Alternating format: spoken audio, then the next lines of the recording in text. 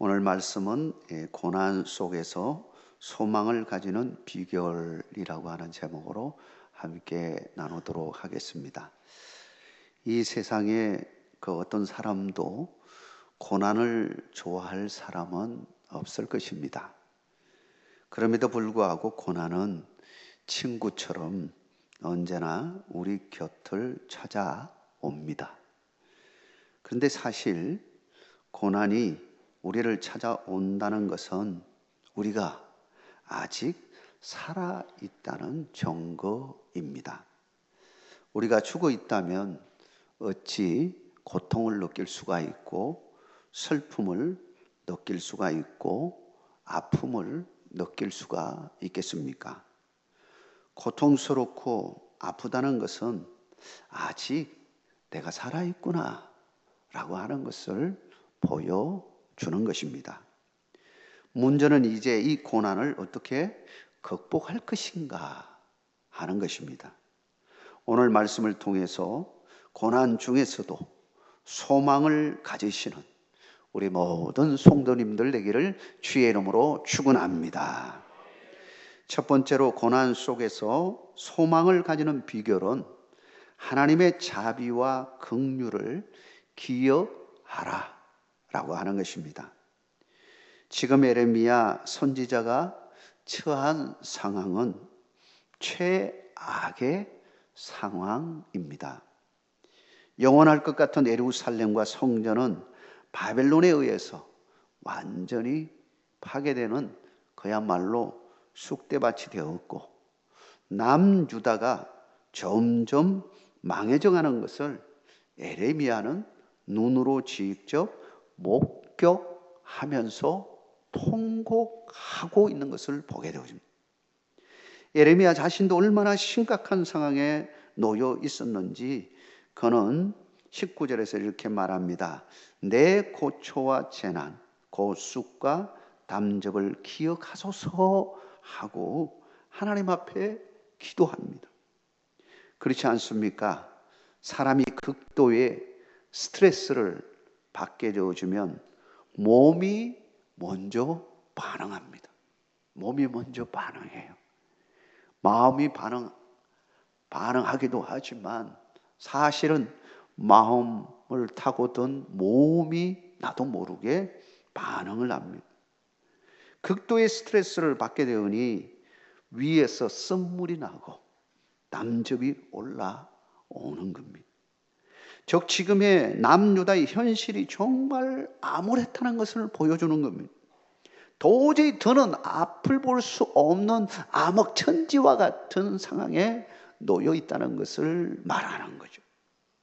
그 어디에도 소망이라고 하는 것은 찾아볼 수 없는 그런 상황을 맞이하게 되었습니다.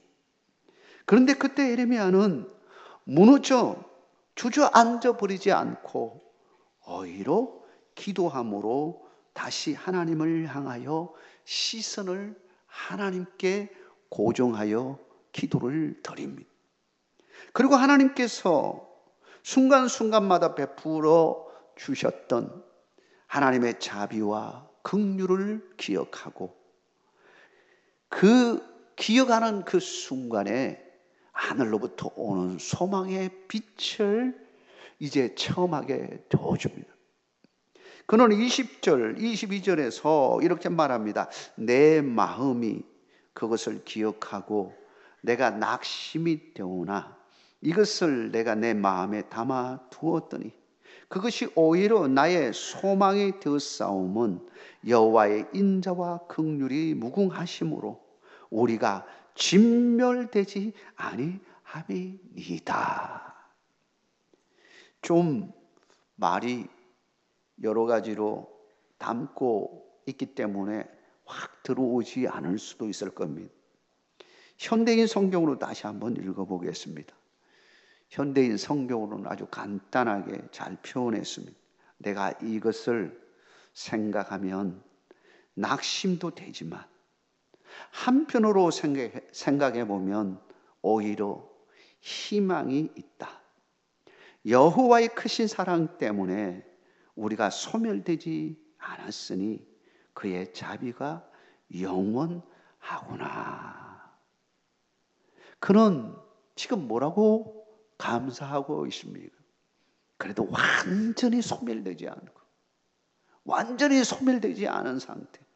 그래도 이 생명 붙어 있는 이 자체만으로도 감사하면서 그 속에 소망을 가지게 되어줍니다.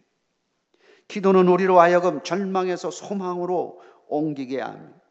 기도는 우리의 영혼을 하나님께로 인도합니다. 예레미야가 다시 일어날 수 있었던 그 첫 출발은 기도로부터 시작되었습니다.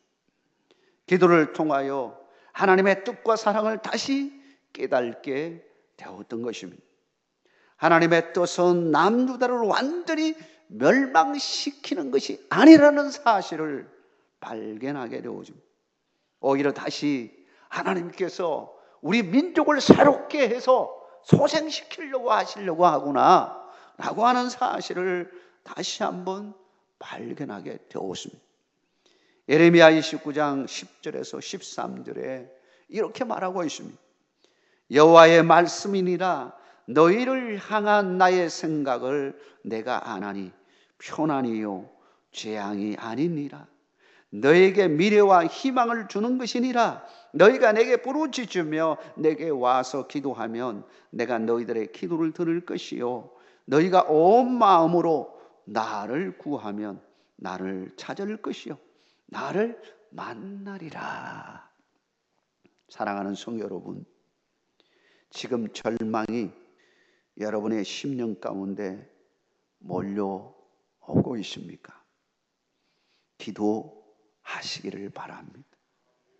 기도하면 절망은 온데간데 없이 사라지고 소망의 빛이 여러분의 심령 가운데 임하게 될 줄 믿습니다.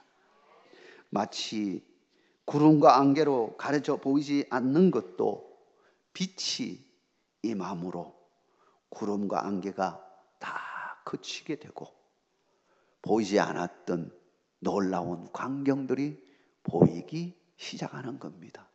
기도하면 이와 같은 일이 일어나는 것입니다.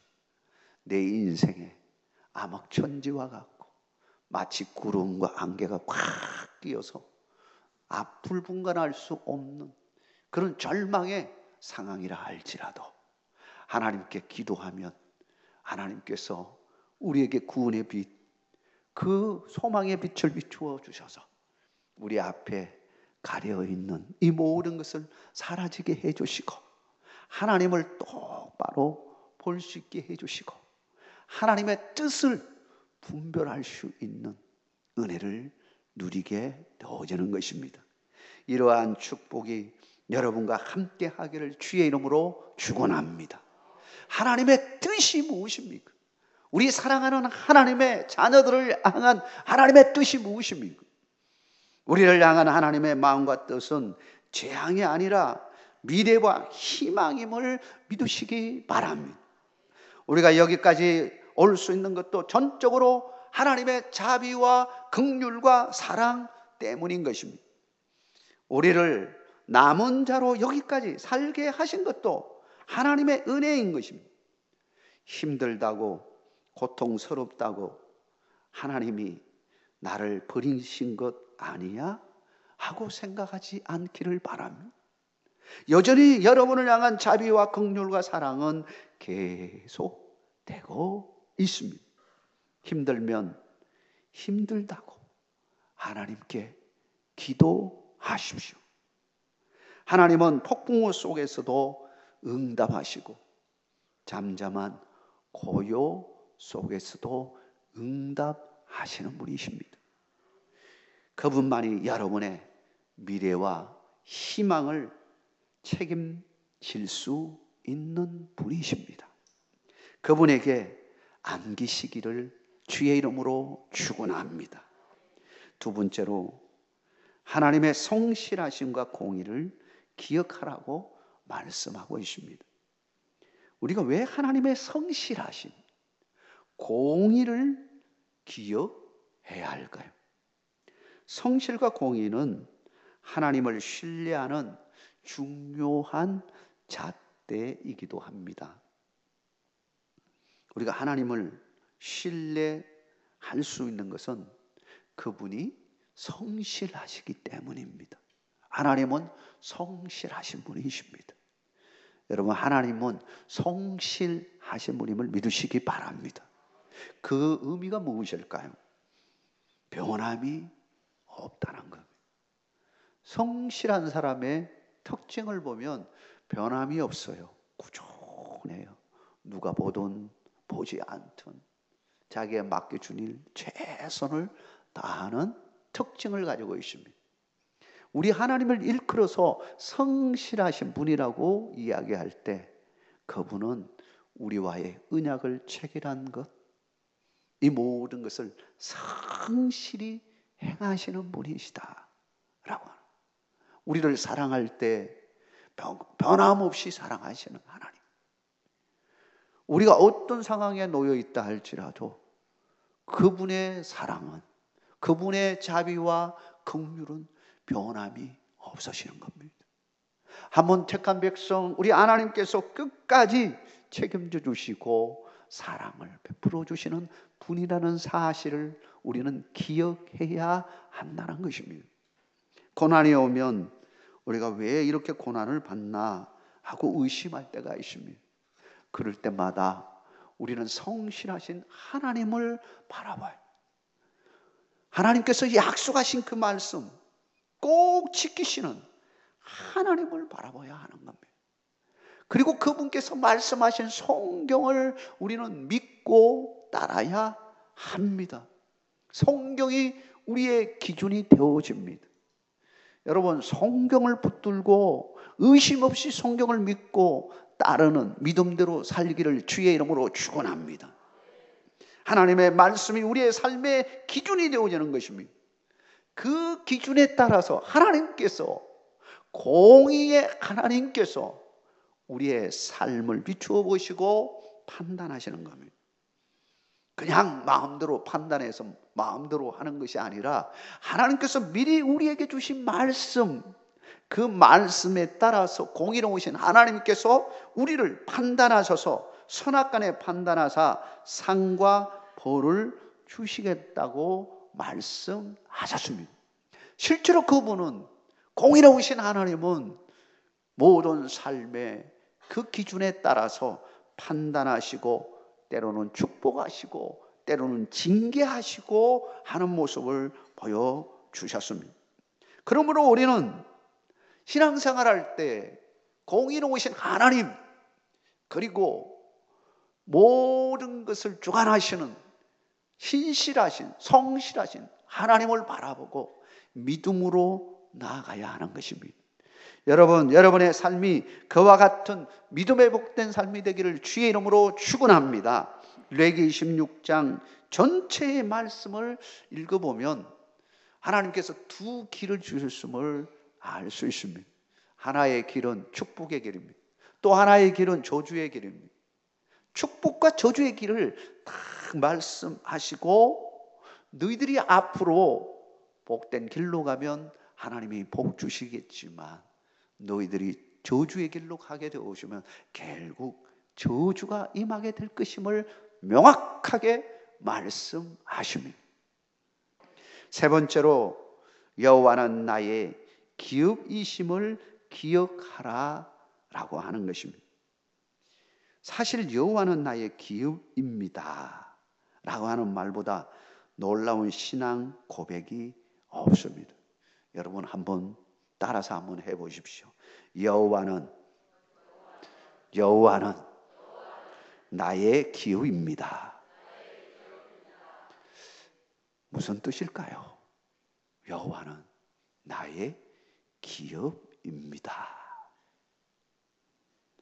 본문의 24절에 이렇게 말하고 있습니다. 우리 본문의 24절도 함께 읽도록 하겠습니다.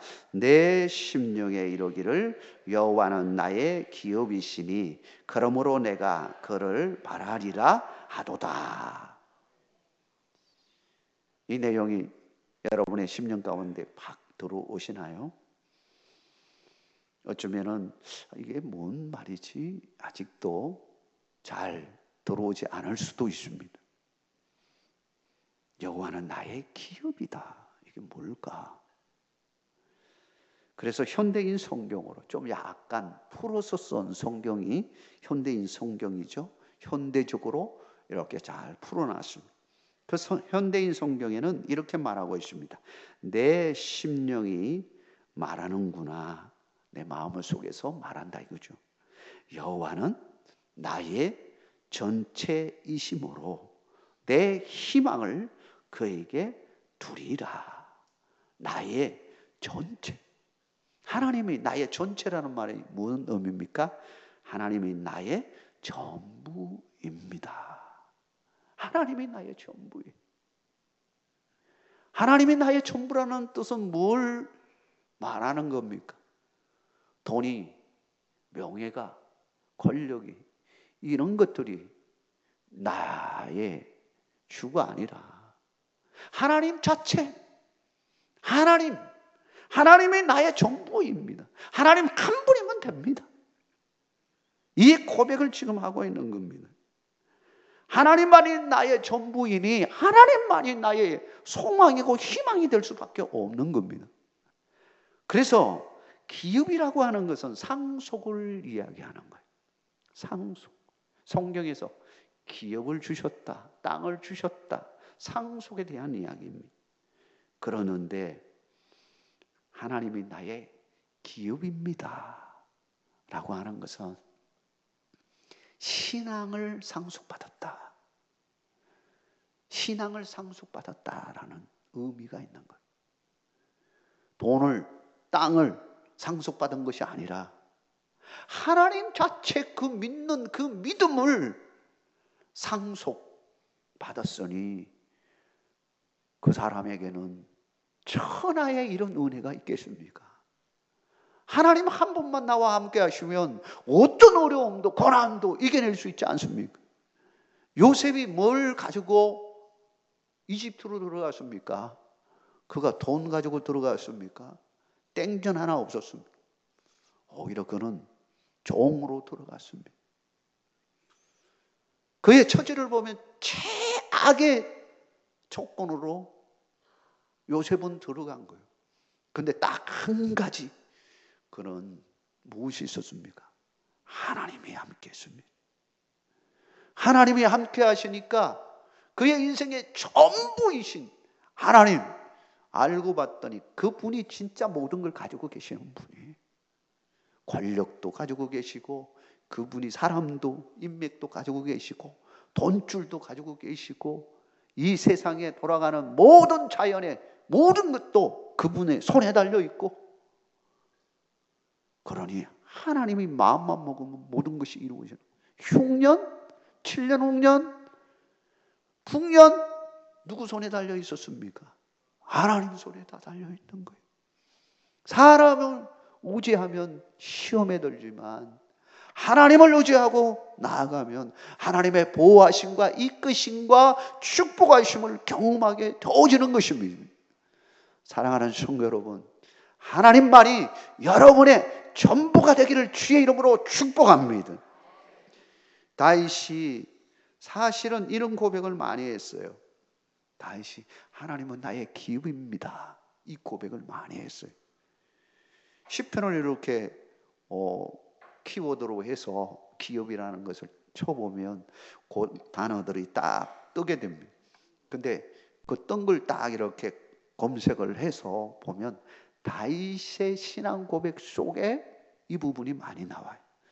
시편 16편 5절에도 여호와는 나의 산업과 나의 잔의 소득이시니 나의 분깃을 지키시나이다.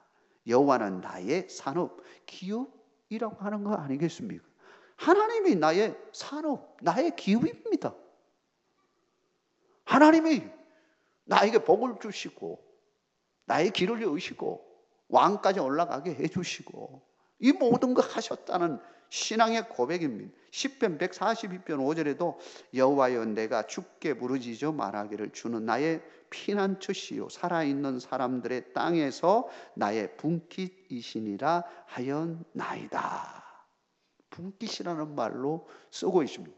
주님, 주님 한 분 모시는 그 자체로 주님 안에 있는 것 아니겠습니까? 피난처가 되는 겁니다. 우리 주님은 피난처이심을 여러분 믿으시기 바랍니다. 내가 어느 곳에 있다 할지라도, 내가 뭐 나무 밑에 비 오는 그런 상황 속에서 잎사귀가 많이 달려있는 나무 밑에 피난처 될 수가 있겠죠. 비바람이 치고 막 그럴 때 바위 밑에 있는 것이 숨어있는 피난처가 될 수가 있죠. 그런데 늘 그런 곳에만 우리가 살고 있습니까? 집 밖에서 지낼 때도 비 맞을 수 있습니다. 바람 불 때도 있고, 어려움 당할 때도 있고, 넘어질 때도 있고, 그렇지 않습니까? 그런데 진짜 환난 가운데는 어떻습니까?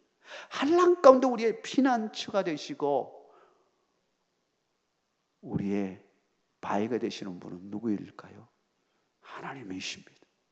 하나님이 우리의 기업이십니다.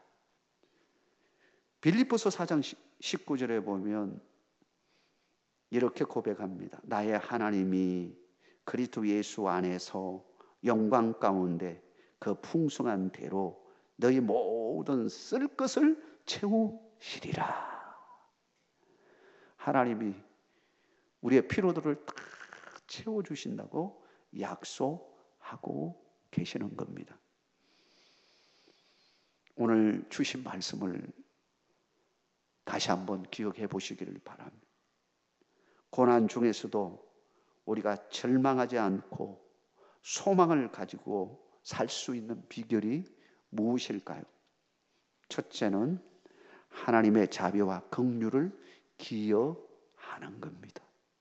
여전히 하나님은 여러분을 사랑하고 계신다는 믿음이 굳게 서기를 주의 이름으로 축복합니다. 이 믿음이 있어야 고난도 의미가 있고 고난도 이겨낼 수 있는 힘을 가질 수 있게 됩니다. 두 번째, 하나님의 성실하심과 공의를 기억하시기 바랍니다. 하나님은 성실하신 분이에요. 변화가 없으셔요. 우리를 사랑할 뿐만 아니라 그 기준이 확실합니다. 하나님을 경외하면 복 주시겠다고 분명히 약속해 주셨습니다. 변함이 없는 약속입니다. 여러분 그것만 잘 지키면 하나님의 복을 누릴 뿐만 아니라 이 고난이 문제가 되지 않습니다. 고난이 변하여 축복이 되어지는 겁니다.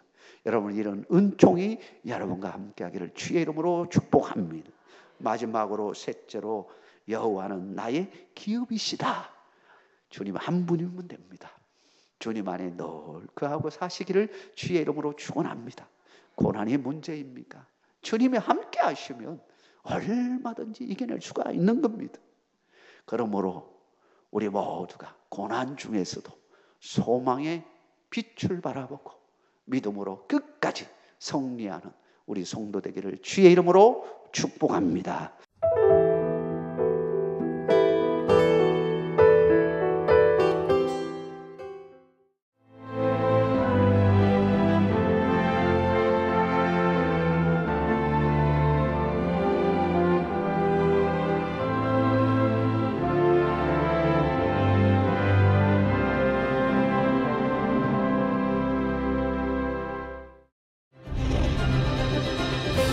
기회는 준비된 도시를 선택합니다.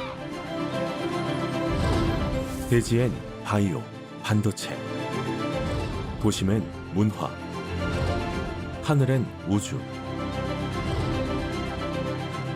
대한민국 미래 산업의 새로운 가능성을 열어가는 곳. 격이 다른 도시, 순천입니다.